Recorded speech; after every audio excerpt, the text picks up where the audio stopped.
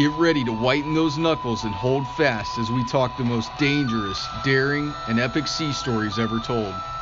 Whether facing ruthless men who prey on other mariners or storms that turn calm seas into graveyards, those who go down to the sea and cast off lines enter the most challenging and dangerous environment on Earth.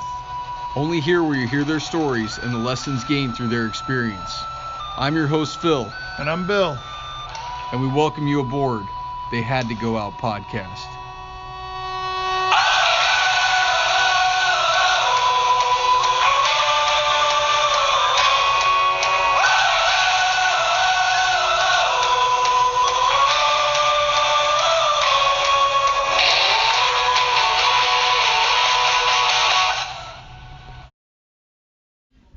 Before we dive into this episode, we need to provide a disclaimer.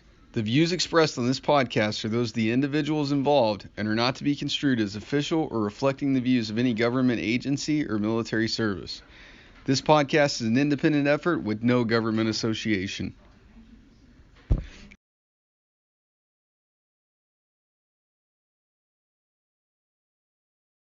Another one to check out is the Always Ready Collective, which delivers art by and for some daring fighters of the sea. Head over to Etsy, Facebook, or Instagram and search Always Ready Collective to check out their Coast Guard and maritime-focused tattoo flash, pinups, and propaganda. You won't be disappointed. Hey everyone, welcome to another episode of They Had to Go Out podcast. Thank you guys for joining. Thanks for listening, liking, subscribing, sharing, 5-star reviewing, all those wonderful things that you guys do to get the word out about the podcast and the National Coast Guard Museum. We really thank you for all of your support. Yeah, everybody, thank you. If it's your first time being here, we're glad you found us. After you like what you hear, because we know you're going to, because we love what we do and we love what we hear every time. Go back, subscribe, follow us on any social media platform, Instagram, Twitter, YouTube, Facebook. Go to your browser, type in They Had to Go Out, and you'll find us. Email us, reach out if you've got a good story or you know somebody who has a good story. And remember to hit the like button and give us those 5-star reviews, please. Dude, so now we're going to give you a reason, as I've said before, a reason to do all that stuff. We almost had the flow perfect. So. We did. Hey, we've got a really cool one today. So we told you guys that May was going to be the month of the Chief Petty Officer. We've got a retired MK machinery technician senior chief with us today. And she is also the owner of Halcyon Reflections, which is doing the Centennial, what would you call it, Tina? The Centennial booklet for the Chiefs? Yeah, it's kind of like a logbook, a Chiefs history logbook for not only kind of reflecting on the Chiefs history, but also individuals' history as they served as Chiefs. Cool. It's going to be awesome because there's not, we were talking to Vince Patton the other day, there's not a whole lot of Chief history captured. Yeah. And I think this is a great opportunity to do it. And I'm stoked to see the final product. And luckily, we kind of reached out to her. She had said that, with the Centennial celebration, the in-person drinking fest kind of canceled for this year. We're just trying to raise visibility on this thing, get it out there as a memento for everybody that wants to celebrate 100 years of the Chief. And, luckily she happens to be a retired senior chief machinery technician. So we wanted to get her on. That wasn't a drinking fest. That was a chance to build partnerships and network to better facilitate our working relationships. That's what it was for all the active duty guys. For all the veterans that we interview, it was a drinking fest. And we know this is the case. Yeah, I wasn't going on the active duty side, Bill. I was going with the vets. Yeah. I got you. But once a chief, always a chief. So yes. I'm glad you corrected me. Hey, so who we've got today? Mrs. Tina Claflin, born and raised in Rhinelander, Wisconsin. Joined the Coast Guard back in 1994 with Recruit Company Hotel 145. First assignment was on the tall ship Eagle. I cannot wait to hear about that at some point. Went from there to MKA school, so at least they steered her to a very correct operational rating and not something real crazy. Rate. Right, a real rate. One of the two. One that does things. Despite the Eagle, I can't imagine having that much machinery, but whatever. Went from A school to Station Barnegat Light out in New Jersey. I think a surf station, at least heavy weather. From there to another unique assignment, the Atlantic Strike Team out of Fort Dix, New Jersey. Can't wait to hear about that. And then somehow made the decision to go back to the Eagle. She says it's a funny story. I can't wait to hear that. Went from there to to further her education with a listed education opportunity titled the Advanced Computer Engineering and Technology Program. So pretty cool way of the service to give back and pay it forward. Went from there to Sector Long Island Sound, made chief, and as many boot chiefs got the boot to the Coast Guard Cutter Midget. And then from the midget went to headquarters as the Woman Afloat coordinator, so she could speak to a ton of issues, I'm sure, with that program and how it's furthering that campaign. And then worked for the Sexual Assault Prevention and Response Office, Military Campaign Office at headquarters. Retired in 2016 after 22 years of faithful service. Tina, welcome to the show. Thanks for having me, guys. Appreciate it. Stoked for it. We're glad to have you, Tina. And given that career, I can't wait to ask this question. What's your most dangerous, daring, or epic sea story or stories? Well, it probably wasn't on Eagle, but you know, I had to think about this a little bit. I would say without a doubt, most of the daring rescues or sea stories that I have came from Barnegat Light, New Jersey, at the small station there. I knew that was going to be the case. Like I think of the Eagle as like band camp for JOs. Right. Yeah. But Barnegat Light was, I mean, this is before they had, classified surfmen or whatever, but it was a surf station. It was one of the most dangerous inlets on the East Coast. I was at MK3, fresh out of MK school, engineer on board 44s and 41s at the time. The inlet was insane. I mean, to go play in the surf, that was awesome. We loved doing that. We had, we kind of had our set crew, our boat crews that we worked with on a daily basis and we stood duty with, so we all kind of knew each other and we had that kind of mesh and that bond. And there was one particular case that I recall that we had to go about 25 miles south into Atlantic City to pull a 40-foot sailboat out of the surf because they were getting ready to go aground. The crew members were seasick and all that stuff. And it started with about 8-foot seas. And by the time, we left about 8 o'clock in the morning. And by the time we got back to Barnegat Light Inlet, it was about 1500 in the afternoon. So it was a pretty long haul back into our AOR. And by the time we got back, we were facing like 14-foot seas. Yes, that's a way to come home. That's a homecoming right there. Yeah. I mean, like, there's nothing more awesome than being on a 44 in those kind of seas. Like, at the time you're kind of like freaking out, but you trust your crew and you trust the coxswain. Eric Dahlberg was an amazing coxswain. Rob Goley, they're all really good friends of mine still. And we just had this like, mesh crew that got it done. And I remember, and I was trying to think if this was the same case, and I'm just going to say it is because it sounds really cool, but we're not going to reference stuff.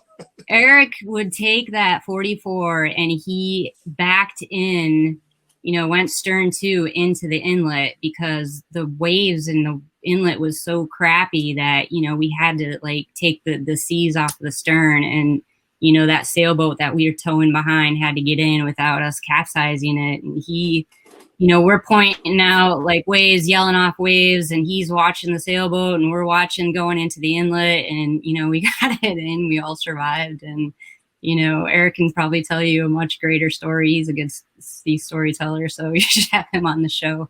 But talk to us about being the engineer. So I know, from what I remember on the 47s, the making rounds. What's it like to make rounds on a 44?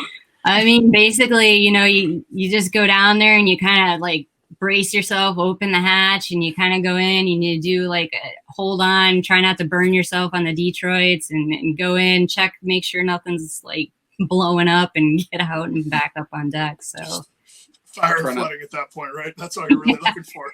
Yeah, exactly. The fumes, dude. Yeah, I could drive a boat all day, but man, the minute you put me in the engine room with the fumes, it's just it's brutal. I don't know how you guys do it. I don't know. I'd get seasick every once in a while, but I'd go down in the engine room, I'd be fine. I'd be like, okay, this is home.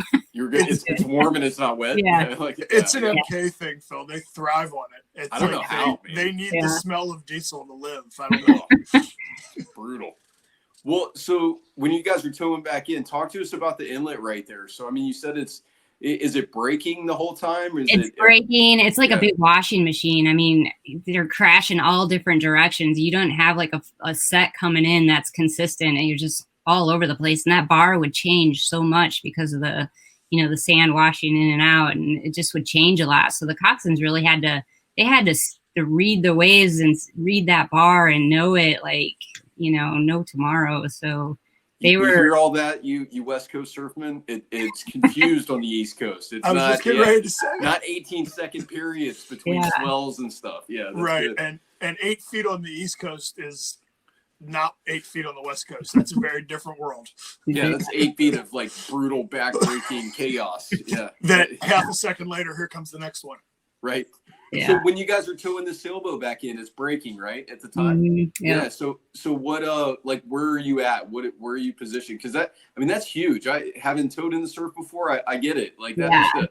That's so, you know, because we had Erica Coxon, and it was myself, Rob Goalie, and I think we had one other non-rate crew member on board. So, you know, we're watching the inlet, you know, the waves coming across the bar. He's watching the sailboat towing, and, you know, we're kind of positioned in all areas where we can all see kind of 360 around the boat and around the inlet, and kind of like getting us into there. So once you get into the inlet, it's almost like, okay, we're there, and it's calm, and, you know, and then you're just trucking in, because we were right next to the inlet at Barnegat Light there. So. And that's when it always seems to go wrong. Did it go wrong when you guys got them in? No, Right. no. Not. You know, we got them in, got them moored up at I think the little fishing marina right there. We, you know, got them out of the boat, and they were sick and just miserable. I think that boat was from the West Coast, so if I remember right. But yeah. Very cool. Yeah. What talk to us how so the Eagle. We got to get to the Eagle. How does a non-rate tour on the cadet training tall ship go? It's a really good question. So the funny thing is when I went to boot camp, the recruiter offered me like guaranteed district, right? And I was like, no, I'm not taking it. I'm just going to see where the chips fall and do. I want to come in and do whatever, you know. When you fill out those little dream sheets that they give you, where do you guys want to go? I remember I put any cutter. Nobody reads district. Yeah, dream sheet. So I knew I wanted to go to a cutter, and I wanted to do something new and different and get out of Wisconsin, you know. So I put any cutter, any district. I wanted to be an MK. I knew I wanted to be an MK, so I was hoping for a fireman billet. And when they're dishing out orders, they're like, oh, Claflin, you're going to the Eagle. And everybody's like, oh my God, that's amazing. And I'm like, what is the Eagle? I don't even know what it is. So one of my friends, she told me, she's like, oh, you're so lucky. She was going to the midget. I'm like, I would have rather gone to the midget at the time. And I open up my helmsman or my Blue Jackets manual, and they're like, here's the Eagle. And I'm like, it's a sailboat. Like, I want to be an MK. Like, you're sending me to a sailboat for real?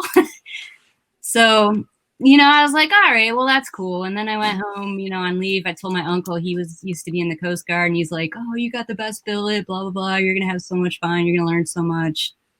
I was like, all right, cool. Drove there when I was reporting. Again, you know, I'm fresh out of Wisconsin. I'm young, naive, dumb.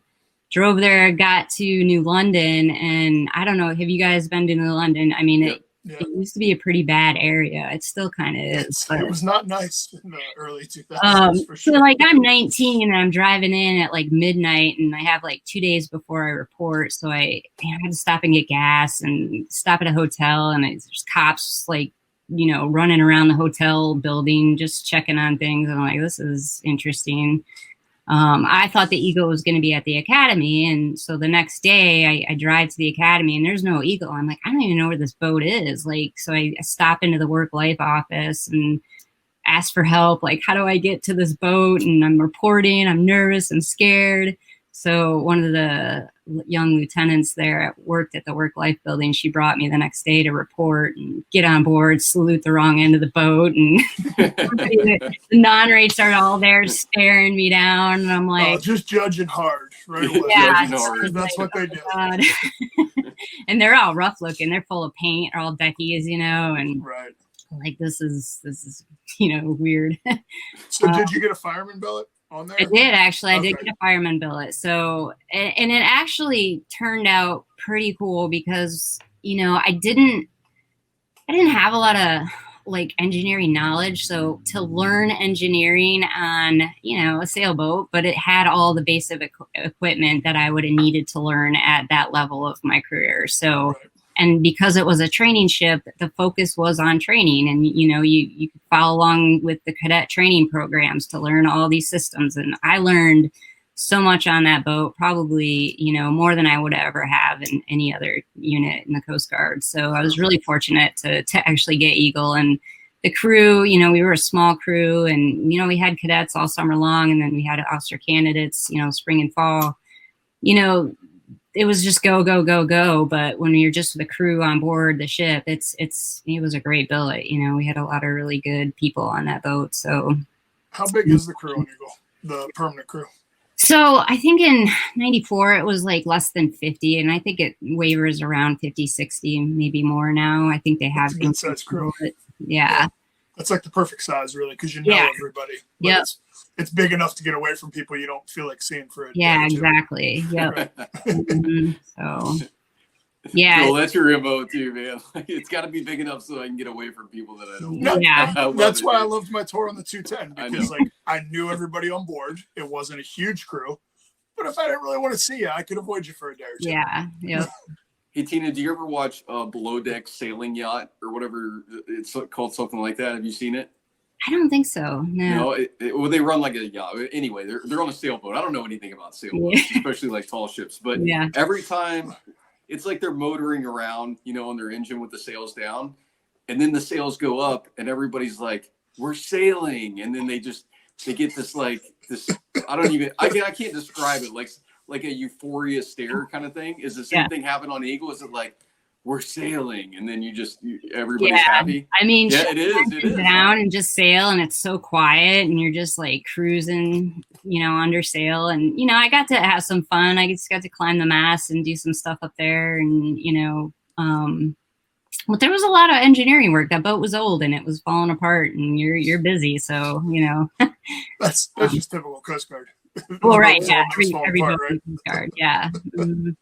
Did you have to climb the mast and stuff? I mean, I didn't have to, but we always had, when we had sail stations, each of the crew members would be assigned specific masts to help oversee site safety and, watch the cadets as they're doing their thing. So we got to do it. Yeah. Very cool. So Tina, I have a question about Eagle, and without like going, down the wrong path or saying anything that would embarrass the guilty parties. I've generally heard that that's where like the JOs or the future JOs, they're cooped up in the academy all the time, and they get on there and some of them just absolutely lose their minds. Did you experience that at all? Did you see that from them? Probably not when I was on there as a fireman so much, but as an MK1 when I went back, some of the port calls, they kind of go a little crazy. So like all of us, were free, right? Beers flowing, and so that's good though. At least they kept it contained. Like you didn't even figure out about it until you were in E6. So that's a good thing. That was a good command then, right? Yeah. Who was your CO when you were on there, Tina? So I had Captain Gross in 94, and then I believe then Captain Stillman took over. And then, so when I was leaving, it was, Admiral Stillman, then Captain Stillman. And then trying to think, when I went back, Admiral Papp was he just leaving or just getting there when I left? He was on one end or the other. And then, drawing a blank on his name. He actually just passed away. He had a brain cancer or something. Yeah. So it'll come to me, but memory. But I mean, like heavyweights of the service, a future commandant. Oh yeah. Yeah. I mean, flags. Yeah. And actually Captain Pulver was the CO on there as well. So now you knew who I was going to ask you about. That's funny. Yeah. Okay. You knew so I that did was work with the National Coast Guard Museum too. So yeah. Right. I know. Very cool. Good. Well, when you went back as an MK1, why did you decide to go back? So that's the funny story. So all throughout my career, like I begged to get underway. Like when the new 87s were coming out, I was putting in for everyone that would be rolling off the blocks. Like just get me underway. I wanted to serve a float. I wanted to do my whole tour or my whole career afloat. That's what I wanted to do. But every time I would ask, they'd be like, oh, well, we don't have berthing, or, oh, you don't meet the priority, or this, that, and the other. So it was just a constant battle trying to get underway afloat time. When I was at the strike team, as an MK1, we were priority 5. I put in my dream sheet, same deal, any cutter, whatever, just listed them all and, wanted to get underway. And, they came back and said, well, we don't have anything for you that's on your list. And we've all dealt with the detailers. So, they do their thing and we do, okay, well, send me here. Throwing darts. Yeah. I swear to God, I think it's a dartboard somewhere. Yeah, and then so they're like, well, we don't have anything on your list. Your priority's not high enough to get to these, highly demanding cutters, or highly, desired cutters, the 225s, the 175s, all these cutters that I wanted to go to kind of like round out my engineering career. So they're like, well, Eagle's open. And I was like, well, I'll go back to Eagle. They have everything there. I know the job. I know what they do. I'll go back to Eagle. So I was like, okay, we'll do that. And, I ended up going back to Eagle and it challenged me in a lot of ways and it was great. And I enjoyed it. We had some great port calls. I had some really awesome mentors on board and great people again. And, just back again and, doing the same thing. So you say it challenged you in a lot of ways. Can you speak to like the most impactful maybe? Well, I think, I was the MK1 going into main prop. I had a chief and a warrant above me. We had a phenomenal warrant officer. We had a couple chiefs changing out. So I was pretty much in charge of main prop at the time, and which is kind of a big deal. Granted, it was pretty small, but it was a big deal for me. So, I took a lot of pride in that. And the leadership challenges, because you're working with cadets and you're trying to like teach and mentor and hone them.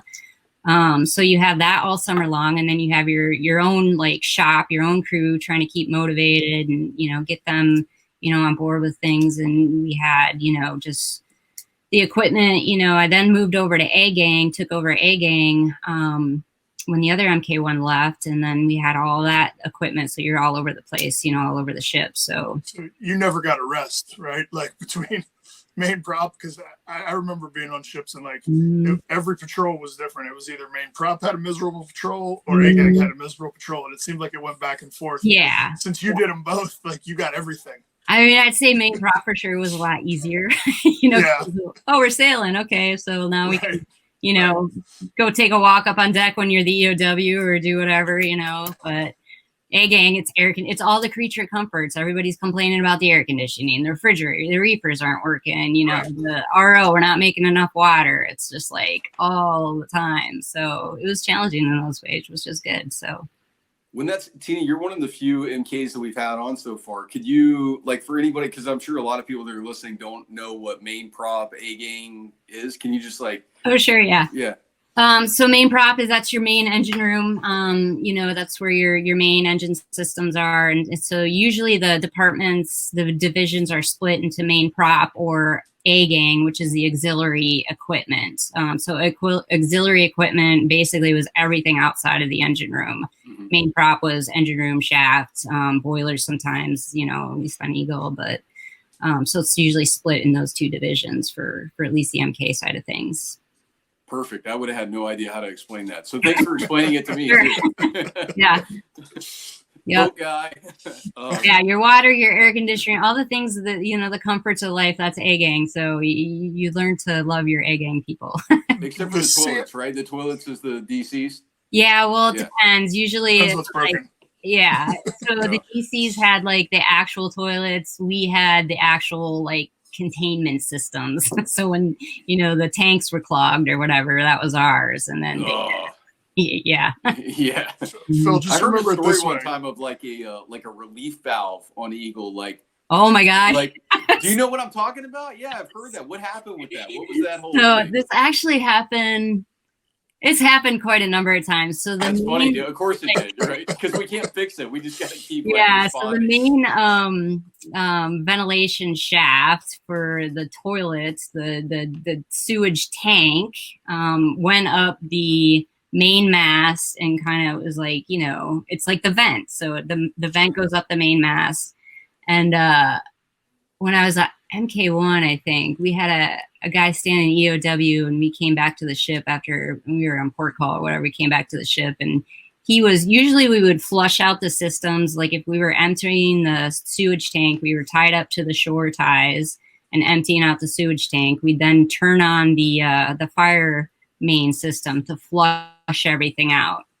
Well, if you didn't have those valves lined up right, you were basically pushing fire main water into the sewage tank. And if you weren't paying attention and, you know, alarms weren't going off or anything else, you're filling up basically. I see where this is going. And then, you know, the relief is your vent that goes up the mast.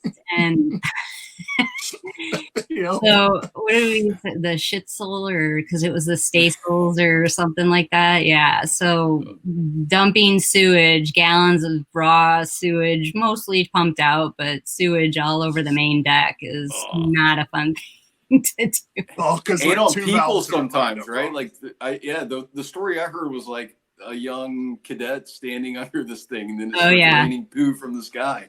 Yeah, yep, that happens. And then, so like, you know, you only usually pump at night when nobody's like touring the boat. Right. Smart.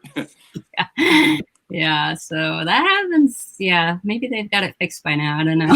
Is it a Probably not. confusing system, Tina? Like, is it easy to line the valves up wrong? Because even a dumb bozeman really, like me, I've pumped sewage before. Yeah, but if you're not paying attention, you know, and you really just need to crack that that valve to flush out the lines and then close it again. But if you're not paying attention, or if you're new and you know you just got qualified, which I think is what happened in this case. So the guy, like, he was pretty new and got qualified, and you know, usually we try to have a couple people around when it's happening, but everyone else was out drinking. So.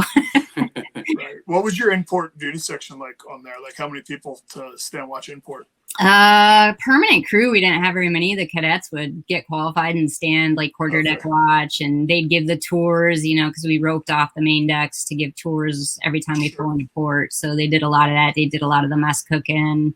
You know, they augmented our crew significantly. Sounds like a great job as John right there. Yeah, it wasn't, you know, I'm not gonna lie, it wasn't bad duty. Calls, like, you know, because the secondary mission is public affairs, so you're going to all the best port calls. So So what about the strike team? So strike team, I went to the strike team when I left Barnegat Light. I was kind of wavering. Am I staying? Am I going? Am I, you know, staying in? Am I getting out? Went through the whole process again with the dream sheets and can't get underway. Can't go to a 225. Can't do this. Was going to go to a Loran station. Asked the detailer, hey, I want to go to a Loran station, get my priority up so then I can go to a 225 or something. The Loran station that was open, I think it was like Port Clarence or something. They're like, yeah, we're not really sending women there anymore. So where's Port Clarence at?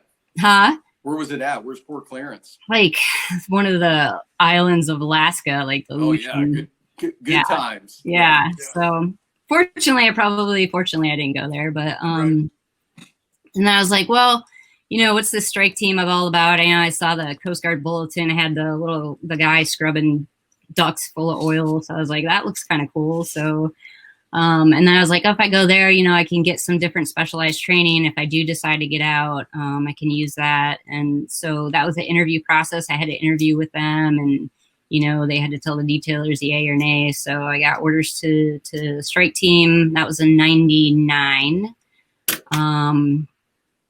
Got there, was completely clueless for about a year. It was a whole new side of the Coast Guard that I just had no idea about. It's almost like it's a separate entity, but I learned a lot there. And then, so I was there 4 years, and we were there during 9/11 for the response for 9/11 down at the World Trade Center. So my whole team was there for a long time after 9/11 doing cleanup, site safety, came down here to DC when anthrax was going on here. So we were busy and constantly on the go. Like you're living out of a bag. Like, you know, you get home, you put your stuff away and your phone rings and you're like, you're on the road again. So for 3 weeks or whatever, but.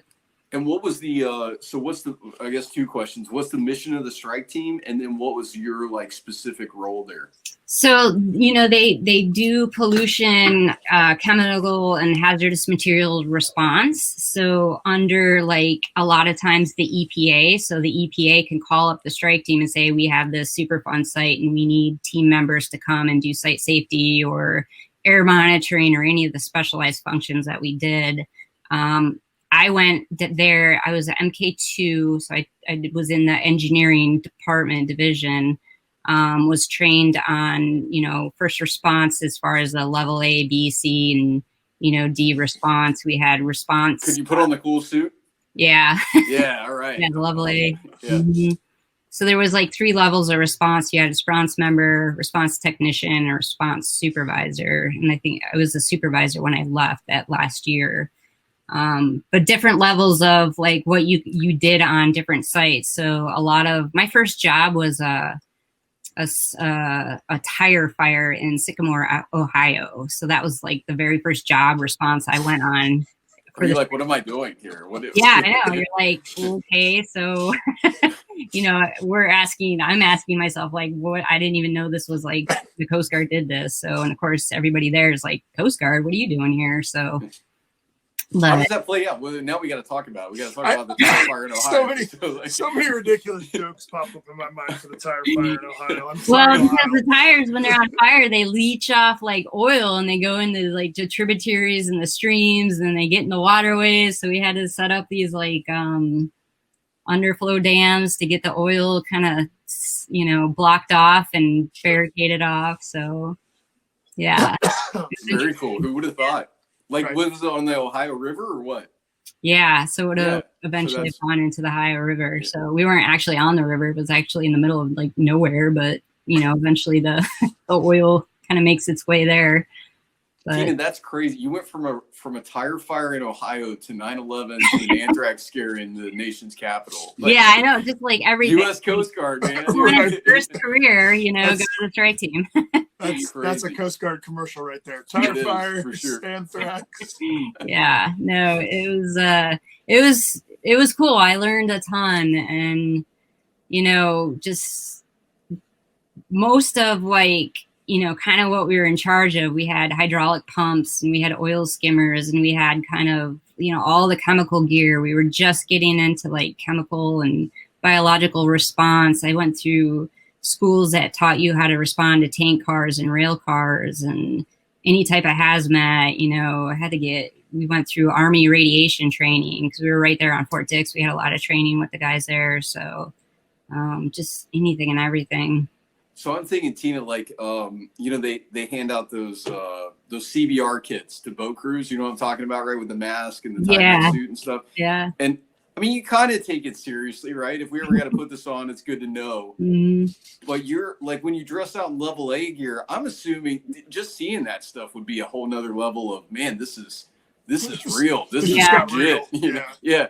Like even if the SCBA dies, I'm probably not getting oxygen because I'm a suit, you know, the suit's sealed, right? In the suit, right. Yeah. So like how serious does that get? I mean, as a supervisor, I'm guessing, you know, are you in charge of making sure everybody's doing the right thing when they're putting that stuff on? Yeah, for the most part. I mean, response supervisors, they did you know, some of the smaller jobs, but you always had like, because we had a whole officer corps, like, you know, industrial hygienists and things like that. So there was always like the backup of the backup of the backup to make sure, you know, safety is of, you know, the utmost, you know, concern with everybody. So there was one, it was in Baltimore. We had a train on fire in the tunnel. And this would have been, I don't know, maybe 2000. So our team, you know, we drove down there. We were all night. We got there, we got set up. And we were going to go in the tunnel with some of the other environmental protection agencies, the local ones, the local guys, but we didn't have our SCBA containers weren't compatible. One was MSA, one was Scott, one or the other. So they weren't compatible with the connections to each other. So we made the decision to say, you know, we're not going in outside of anybody with our team. We'll go in with our team, but we're not going to mix team members like one-on-one. Because if you run out of air, you got to change packs, you know, and all they had was the different packs. So we made the decision not to go in, and come to find out those guys got pulled out because they ran out of air and didn't have a backup SCBAs to swap out. They ended up getting pulled out, smoke inhalation and everything. So yeah, it's all I could think was like Apollo 13. Like you're in this tunnel and it's like, how do I make the square fit into the get the duct tape out and just make something happen. Wild. Yeah. So if you guys would have went, or when you went in the tunnel, what's kind of your role when you get down in there? Like, what are you actually doing in a train fire in a tunnel?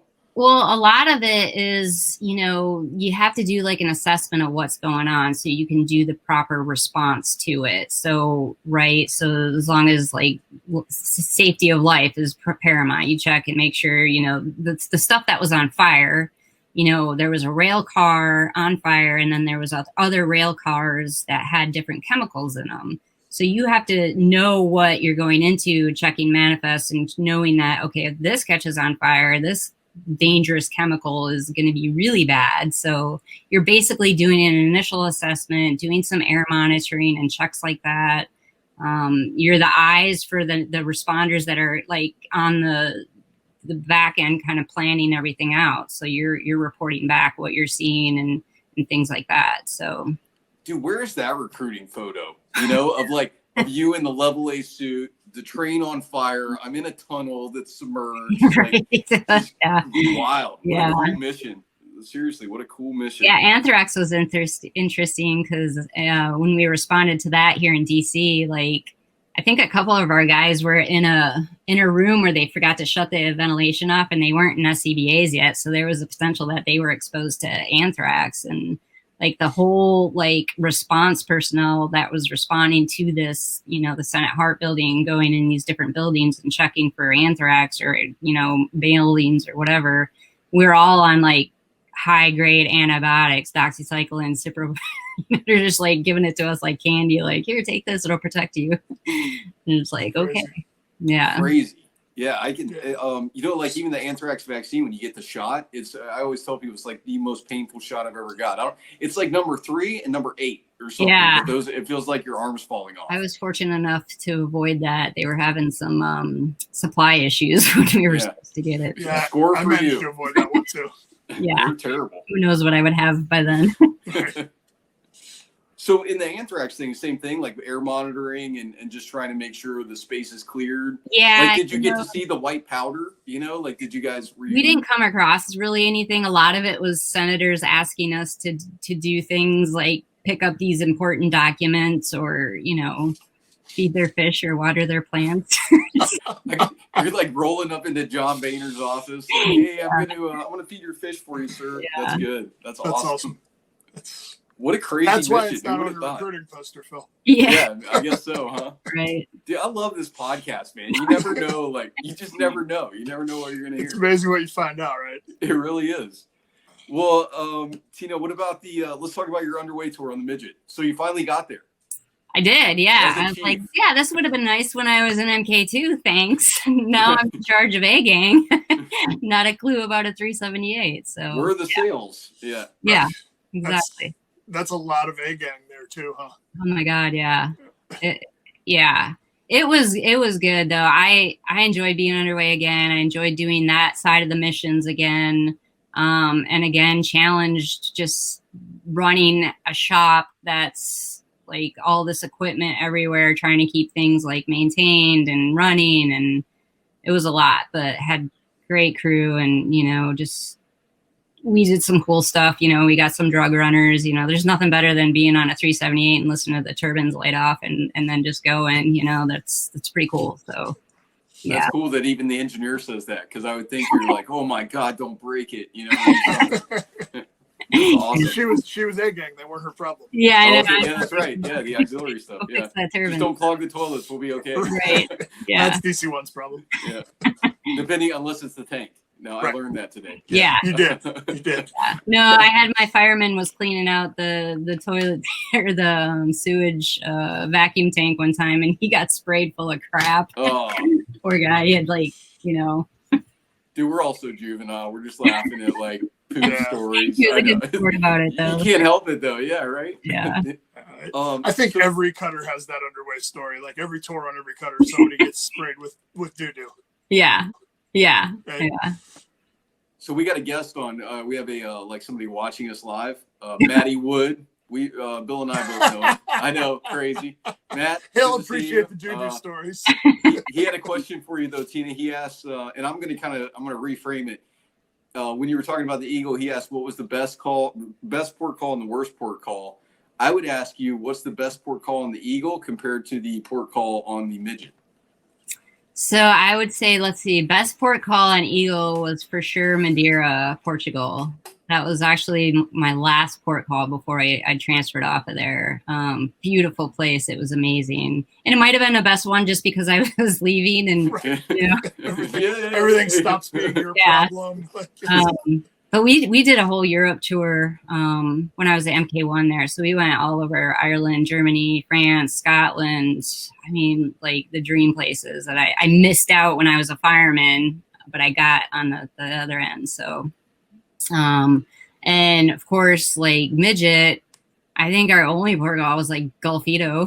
You know? That's a good port call, though. Yeah. Golfito's a good port call. We never went north, so we always went south. So, yeah. That's funny. What about did you cross any lines or anything? Like what was? We did do a line crossing. Yes. Yeah. So that was fun. And then, did you go through Chief's initiation on board the cutter? I actually went through initiation when I was at Sector Long Island Sound. Okay. So, yeah. Right, so that doesn't count. I'm just kidding. Huh? Yeah. I was gonna say, Phil, did you go through Chiefs initiation on the cutter? No, I went through it at Yorktown. I know it's pretty bad too. But So at least did I. yeah, I know. We can't say much. Well, I think it was indoctrination when I went through, so it wasn't, you know. Oh. Yeah. That's all right too. Well, when you made Chief, Tina, so like we said, it's the centennial year of the Chiefs, right? What did it mean to you, and then what's it still mean to you? I guess. You know, I was actually listening to John Ostrowski's, who's also podcast. Watching right now. Oh, hey, John. And it's, what does it mean? I think he said something like, we all grow up in the Coast Guard as knowing like this chief stature, right?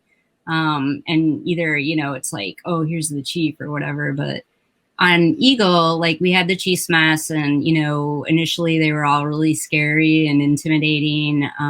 But ultimately, like they just care about the crew and like they care about taking care of the crew and making sure that the decisions are made are in the best interest of everybody. So, I always look to that as like, I without a doubt came into the Coast Guard and was like, I want to be a chief someday. Like, I want to be a salty old master chief with a cigar hanging out of my mouth. Don't ask me why, but because it's cool. That's yeah.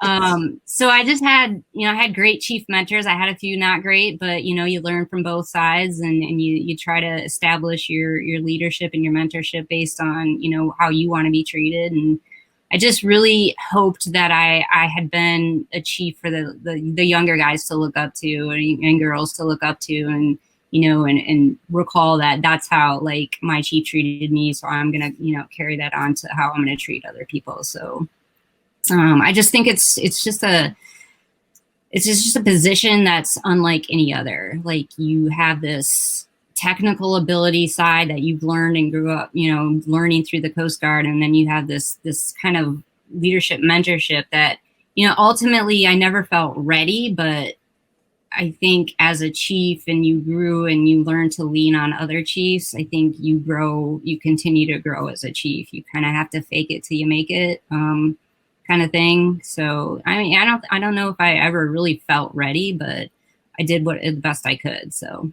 That's a cool way to put it. I think you kind of Yeah. fake it till you make it, because you're like, no matter what, it's just one of those trains that keeps running. Yeah. It doesn't Yeah. matter I if you're mean, ready or not. Like they're gonna come right. up and be like, "Hey, Chief, I need this." Or, Yeah. you know, whatever. I mean, Yeah. I think every position I had ever been in, I'm like, didn't feel like I was ready, but you step into it and you just do it. You dive right in, and Well, it's so weird. I'm sorry, I didn't mean to cut you off. No. It's so weird. Like when you make chief, everybody talks about it, but until you experience it, you know, you go from being that BM1, MK1, whatever, one day, and a bunch of people didn't care at all what your opinion was, and the Yeah. next day you're the exact same person, and suddenly they're super interested in what you have Sure. to say, and it's Yeah. almost surreal when Mhm. it first happens.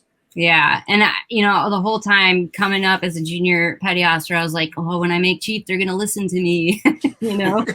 Denied. They'll listen to me. They're just gonna complain to you. Yeah. That's good. Yeah. I always thought, you know, the coolest, or maybe not the coolest moment, but the most like eye-opening was when you finally have that problem that they brought you that requires you to talk to officers, you know, and you're like, man, how much weight does this anchor really carry, right? And then you walk in there, yeah. So I thought that was a cool moment, one that I look back to. Hey, you're talking about how chiefs impact the. You know, look out for the best interest of the crew. That's kind of their primary role, right? To make sure those decisions line up with expectations and their needs. So you go to headquarters and you fill two pretty vital roles up there that were, you know, one for both, I guess, kind of like for new initiatives, Women Afloat, and for sexual assault prevention and response. Talk to us about how, you know, I mean, what was your time like in the Puzzle Palace working on such a new initiative and then being a female doing it? Well, so the Woman Afloat coordinator role was really like, having struggled to get afloat through my whole career, that was kind of like the pinnacle. Like, I want to go to this job and I want to see what it's all about and I want to try to change it, because I didn't feel there was enough communication involved with it. I don't feel like there was enough, you know, how does this work, you know, behind the closed doors? How does this really work? And how are we impacting people's careers? Because I kind of felt that my career was impacted in that, like, I could never get like an EPO job because, you know, I hadn't had the small boat afloat experience. And I was like, I didn't have any available. So how am I supposed to get that experience and then become an EPO? And so I felt there was a lot of things that I just felt that I could change or help communicate more about. And, you know, most people that went into that role, they weren't necessarily operational, you know, cuttermen going into that job. The girl that I relieved, she was, and they had just really started pushing more openness with regards to Women Afloat at that time. So I was really in a good position to take that over and see if I could make any, you know, improvements or changes into the program. And, you know, even as I was a third or a young petty officer, and I would ask, well, what is this? Because the Women Afloat coordinator had been around since the 90s. I think Diane Bucci actually had it, or she was in, you know, in headquarters when that role stood up. So it just, nobody really knew anything about it. So even when I would ask they do the detail road shows, I'm like, well, what does this person do? And they're like, well, I don't know. You know, here's her number though. Yeah. Track racks on cutters. Okay. Well, that's a detailer's number one job, is to not answer your question.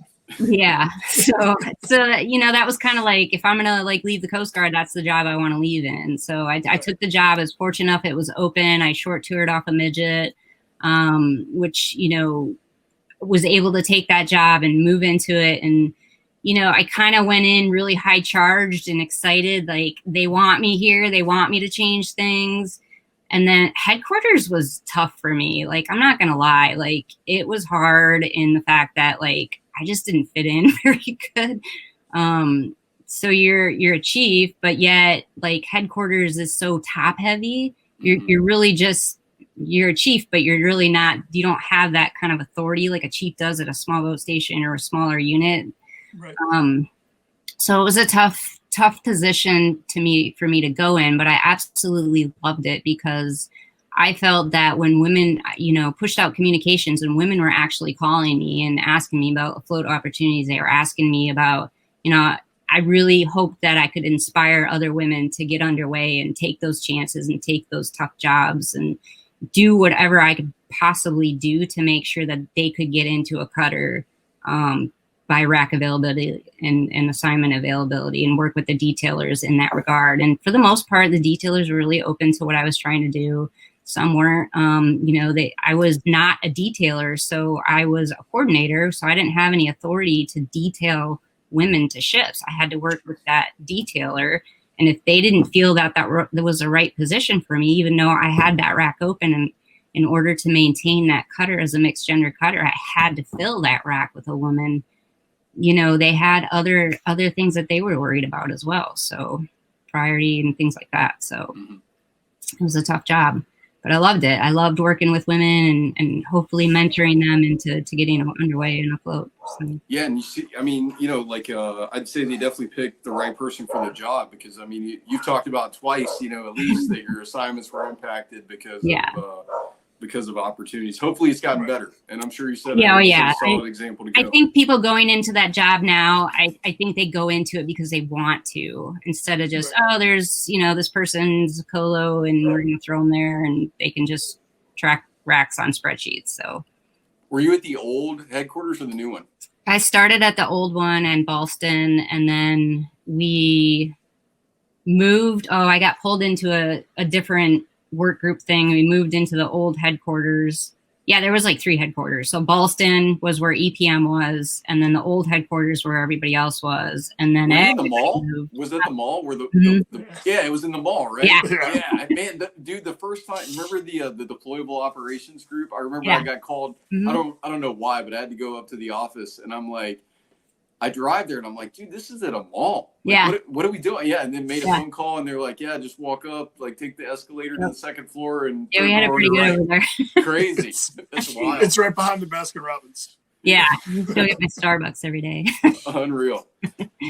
Well, so then you got into the Sapper program. How did that kind of thing happen? Did you volunteer for it, voluntold? So when I was the Women Afloat coordinator, I got pulled into this work group called the Outlook Vision Team, which was a separate work group altogether. And then the Sapper program stood up, the military campaign office stood up, and I had volunteered to be kind of like somebody they could reach into if they needed. And I don't think I knew that it was actually a permanent job, but then I went over there and kind of like, oh, by the way, this is a 1-year tour, and we don't have a backfill for your Women Afloat coordinator job until next summer. So I was actually doing 2 jobs at the same time, which was fine because you had the season, where you're doing assignments and things like that. And it was kind of off season. So we were standing up this major campaign for sexual assault and prevention and response for the Coast Guard. And it was a handpicked team there was 5 of us. So it was, fast paced, and we were just hit the ground running, trying to get this this issue, like, you can't fix it, but you have to address it, and you have to communicate and train and make people aware and things like that. So it was supposed to be a 1-year office that stood up, and then it turned into 2 years, and then I think it turned into 3 years, and then it kind of like dissolved and absorbed back into the programs that were responsible for the program, and I think it's been kind of disbanded by now, but they're still running the program. How do you feel about your work in that role particularly? Like, do you feel like did you leave with a sense of accomplishment? No. Yeah, I was just going to speak to it, like, as far as, when I came in, it was something that you never heard about. And sure. I don't know, like you said, I don't know how much has actually changed, but I will say, like, I think everyone now knows about that program. Oh, yeah. Knows all the resources available, knows not to be a bystander. And, I think everybody's got the slogan, "Not in my Coast Guard." So, yeah, you should feel accomplished, I guess. Yeah. And I agree. I say no, but you got to start with awareness. Awareness is the first, you got to get out there with awareness. I think the difficulty that I have a mentality of an MK. If it's broke, we're going to fix it, and we're going to do whatever we need to do to fix it. And, that's the process. Broke, you fix it. There wasn't any fixing in this 3 years that I did this campaign. There was steps to gain awareness and gain knowledge and changing cultures, which is, really hard stuff. And then being at headquarters where you had varying viewpoints and different ways to go about things. And so I felt kind of defeated only because like I didn't feel like we fixed it when we disbanded. But we did gain a lot of awareness. We did a lot of training. We did a lot of great things. I took it to heart a lot more, I think, because when I was in the Women Afloat coordinator job, I'm trying to inspire women to go afloat.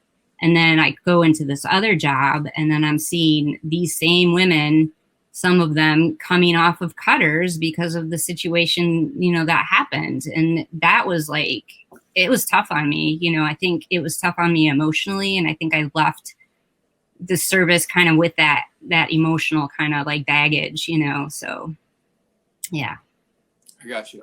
I mean, that's all I would say is like, just to maybe put one in the plus column is that I definitely think that you guys made a huge change in awareness, made a huge change in just knowledge and resources and all that's probably I agree sure. with Phil. It's in my time in it has changed a ton in terms of even a willingness to even acknowledge that it happens. Right. And I see it, and I think it's amazing that people are having conversations about it instead of like not thinking or talking about it. We're having a conversation about it, which is huge, so yeah. Mm-hmm. Cool. Well, let's take it back. Let's take it to something back to our roots. What takes seas better, the Coast Guard Cutter Eagle or the Coast Guard Cutter Melon? What does what? What takes seas better? What rides better? What rides better? Sorry, you can get used to walking on like a 45-degree angle. The Eagle takes the seas much better. Nice. Does it really? Fair enough. Yeah. Wow. Who's got to put all the stuff away? Like when it happened, is it just all hands on deck effort, like secure for sea? Yeah. Do the officers eat at a 45-degree angle? Oh, we had when I was at MK1 on board, we hit a really bad storm and I was just going below decks and all you could hear was like bodies flailing all over the deck. And I think some cadets they got really hurt. Oh. I know Bill and I were like laughing and then it's like, oh wait, somebody actually got hurt. But no, it's like, cause you can get into those seas. The Eagle is just, they're either like back and forth or it gets pretty rough. So yeah, we actually injured some cadets. So I just saw that face again. We're sailing. And boom, it's over. Yeah. Well, Tina, Bill Murray tied to the mast on And What About Bob? I can't. That man. That just there's got to be some like crazy nautical age of sail stuff that happens on that boat too. Just people tied to the mast, lashed. Who you should have on is Carl Dillman. Okay. Do you know him? No, you have to point us to him later. Yeah, I'll have to connect you to him. He basically lives, breathes, talked Eagle. Like he's the guy to have on with Eagle stories. Cool. For sure. Yeah. Wes could probably hook you up with him. I think he's got his contact info. Well, Tina, I'm going to ask you now, let's talk about Halcyon Reflections and let's talk about that Chief Centennial logbook that you're making. Okay. Tell us what it is. So the Chief Centennial logbook. So with my company, I help people preserve stories in, generally my offerings are in like personal, like collective, like memory books, right? So you take all your stuff and then you curate it down and then you kind of put it in chronological order of your career, not just Coast Guard, but could be family history, could be career history, organizational history, whatever. So with the Chief's logbook, I love bringing in historical pieces as well as like personal history. So I really wanted to provide some historical snippets regarding the Chiefs and kind of like, where that role has evolved over the years, but also provide a place where individuals could either reflect on their own history, either as a chief or a chief that they knew, or maybe a family member that was a chief. To write down those things and those little snippets within their career to kind of reflect on. And ultimately, I do these things to provide for family members generations down the road. So, they open up their closet, here's all the stuff, and here's this book that describes this patch, this certificate, this award, and that kind of thing. That's really cool.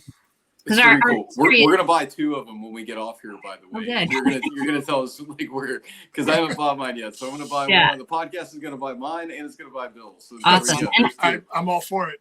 Yeah. I'm actually going to be given so I find a lot of people don't like to like write. They like to type. Yeah. I'm going to give a PDF like electronic version if you want to type in your own stuff too. So cool. Yeah, I definitely won't be writing by hand. It's some people write, you know, like our older generation, they're really not on the computers. So I wanted to provide things that they could like just dates. You got to provide clues for your family. I mean, if you've ever done any type of research, whether it's your family history or career history or anything, that little clue that, you know, is gold for them. Yeah, I think what you're doing, that sounds like a really awesome thing. A friend of my wife's was just going through like some of her grandparents' stuff and texted us a bunch of pictures of all these like patches her grandpa had from like World War II. And she's like, you know anything about these? I mean, just because I'm in the military doesn't mean I know what that patch means. But so this is a really cool thing. Absolutely. Yeah. I work with a lot of older people and, you know, they're always like, well, I don't know what to do with all this stuff. I knew it meant something to them or their spouse or their, you know, grandfather or whatever, but I don't know what to do with it. So I really want to be able to give them this like nice book that they can like leave on their coffee table and look through and reflect on, you know, grandpa's history or grandma's history or whatever. Oh yeah, absolutely. And to be able, I mean, I imagine it being that kind of thing you find in the attic 50 years from now. And you're like, oh my God, grandpa or great grandpa did what? Yeah. That's awesome. I mean, because that's you're not going to survive on your phone. So. Yeah, that was the best sales pitch you could have given. Like, so if you're looking at that big shoebox full of photos in your closet and you're like, oh my God, we now find a person for you to call. Yeah. Very cool. 100%. What's the craziest thing that somebody submitted for the Chiefs logbook? You know, I haven't gotten a lot of, I'm a little disappointed because I was hoping this could be kind of a collaborative, like, tell me your sea stories, send me pictures of your hat box kind of thing. And I'm not great at the whole social media advertising, so I didn't get a lot of stuff. But so if anybody's got any cool stuff they want to see in the book, you know, I'm still taking it. You know, I'll take a look and see what you got. But dude, I hope you just opened it up right now. That would be awesome. Yeah, I'm getting pretty good at social media. I'm going to hit it out all over. The information's all on the halcyonreflections.com, Chief 100. Yeah, I would love to see different stories come out of it. You know, because you know, like there's not a ton of stuff out there about our Chiefs history, and I don't want to put a whole bunch of this first person, and a whole bunch of stuff that it's already out there. You know, it's nothing new or exciting, but there'll be some cool stuff in there. But I really want this to be somebody owns it and creates their history out of it too. So very cool. I thought you were going to say that you got a whole bunch of pictures of guys with cigars in their mouth looking angry. That's what I thought. Yeah. Where can they find Halcyon Reflections? So I have a website, Halcyon, and it's HALCYON. So I don't know if you guys know what Halcyon is, but I have no idea. I couldn't even say it when we started. Remember? I could say it, but I don't know what it means. Well, I could guess, but there was a term that was like the halcyon days, the good old days of yesterday. You know, I think it was back in the 70s or something. But there's also a little bit of a nautical tie into it. In Greek mythology, it's actually like a kingfisher that used to nest on the waves and calm the ocean. So you can Google it. You can find out, you know, on Webster's or whatever. But that's cool. Cool. That's awesome. I love it. What a great name choice. So there you go. Everybody out there listening, if you've got a cool Chiefs story, whether it's yours or something you witnessed, get in contact. Let's make this book amazing. Yeah. Yeah. And if you got that pushed the delivery date about a month out because I thought it would be interesting to kind of correlate everything that's going on with COVID-19 2020, you know, where we were in 1920. So I pushed the delivery out a little bit. So I'm still taking pre-orders. I'll take them all the way up until the end of the month, probably. So hashtag not my apocalypse is what you get from me. 2020 is canceled. Yeah. Start over next year. It's I feel like we should do it. Yeah. 2020 was a bad idea this time. Yeah. Hey man, we're still having a great time though. And Tina, like positive stories like yours are helping people get through it. So thanks for sharing it today. We really appreciate your time. We appreciate your service. And we thank you for serving the country. And thanks for what you're doing to keep the heritage of Chief Petty Officers alive. Yeah, and thank you guys for doing what you do. I think we all share the same mission as preserving our stories. It's our history. So, For 100%. sure. Yeah. Thanks for your time today, Tina, and thanks for some really good stories. yeah, thank you.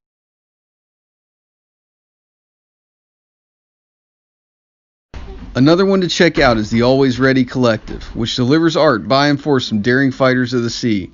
Head over to Etsy, Facebook, or Instagram and search Always Ready Collective to check out their Coast Guard and maritime-focused tattoo flash, pinups, and propaganda. You won't be disappointed.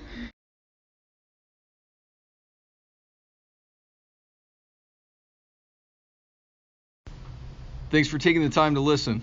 If you liked what this podcast is about and what we delivered, look us up at theyhadtogoout.com or your favorite podcast platform. And like, comment, subscribe, and share so we can keep the momentum up and do bigger things going forward. Look for a new episode every Sunday. Until then, fair winds and following seas.